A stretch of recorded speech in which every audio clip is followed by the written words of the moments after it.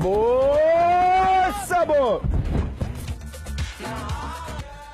Megtörtént vele a csoda. Fruzsina emlékszik is, meg nem is élete legtragikusabb napjára és az azt követő felépülésre. Édesanyja a balesetet és a kómában töltött hetek minden pillanatát élesen látja ma is. És vajon mit tudhat a cica, akinek fülét az életbe visszatérő lány morzsolgatta?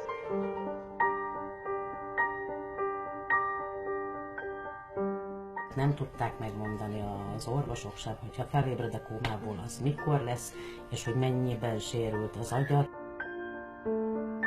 A lábaimat úgy látni, hogy úgy álltak, és járásra képtelen voltam, hát azt úgy borzasztó látni. Én azt mondtam, hogy ha nem ébredt föl is, az sem érdekel, akkor is az enyém. A fontos az, hogy életben van. Sziasztok! A lány, akinek mindössze 9 éves koráig tartott a gyerekkora, egy majdnem végzetes baleset után mindent előről kellett kezdenie. Újra tanult járni, írni, olvasni, és bármilyen furcsán is hangzik, emberek között élni. Már nem igazán tudok olyan nagyon boldogan nevetni, és olyan jókedélyű lenni, mint azelőtt voltam. Fruzsinát egy autó ütötte el, ráadásul édesanyja szeme láttára. 10 métert repült, kómába esett. Az orvosok senkit sem bíztattak, a lányt hazaadták. Ez az a szoba, ahova a Fruzsinát hazahoztuk annak idején a kórházból. Itt gyógyulgatott. Azt azért tudtad, hogy te itthon vagy? Nem is emlékszem rá. 45 napig feküdt eszméletlenül. Aztán hála az égieknek és persze a szerető gondoskodásnak megtörtént a csoda. Furcsa egybeesés, hogy pont éjfélkor, és ez nem úgy történik, ahogy a filmekben mutatják, ugye, hogy fölébredek, beszélek és elindulok. Ez egy olyan dolog volt, hogy elkezdett nagyon ideges lenni. Itt a nyakához nyújkált a gégekanyúhoz, de azt ugye nem engedtük. És már mondtam a páromnak, hogy hívjunk mentőt, ugye, mert hát nem tudtam, hogy mi a baj. A gyermekorvos másnap megerősítette, hogy a kislány bizony magához tért. Fruzsina azonban senkit nem ismert fel a családjából, és csak édesanyja 24 órás felügyelete mellett tudott létezni. Az az első emlékem, hogy a cica mellettem feküdt, és én a fülét morzsolgatom. És ennél többre nem igazán emlékszem.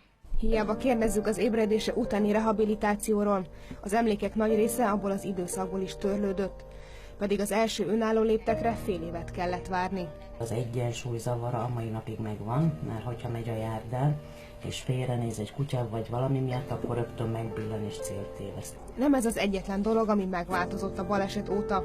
Nagy álmáról, hogy állatorvos lesz, le kellett mondania.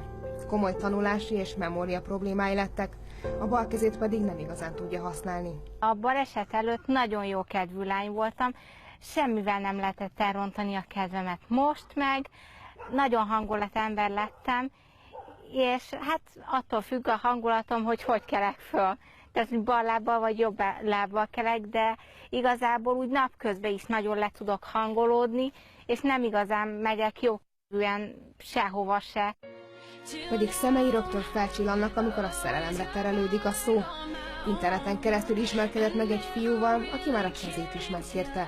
Gondoltam, hogy meglepem, és lementem hozzá, nagyon meglepődött, és azt mondta, hogy sokkal szebb vagyok valóságban, mint azt, ahogy a képeken látta, és nekem ez ugye nagyon jól esett. Fruzsina és édesanyja a baleset helyszíne felé igyekeznek. Marikának nem telik el napja, hogy ne jutna eszébe, hogy az autó égbe repíti kislányát. Ott feküdt a Fruzsi, ugye én egyből üvöltöttem, arra rohant ide mindenki, és ott körbeálltuk a gyereket, akkor valaki megemelte a fejét, hogy tesz alá valamit, és én mondtam, hogy ne bántsák, ugye, hiszen nem tudhattam, hogy nem a csigolyája sérült.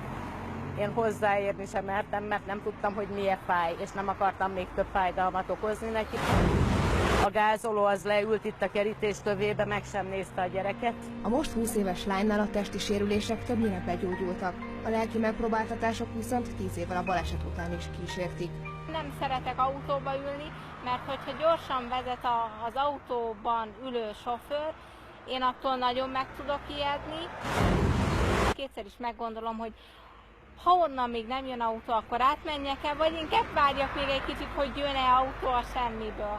Az aggodalom akkor is látszott, amikor megkértük, keljen át ugyanott, ahol a baleset történt. Azt mondja, minden nap félelemben indul útnak.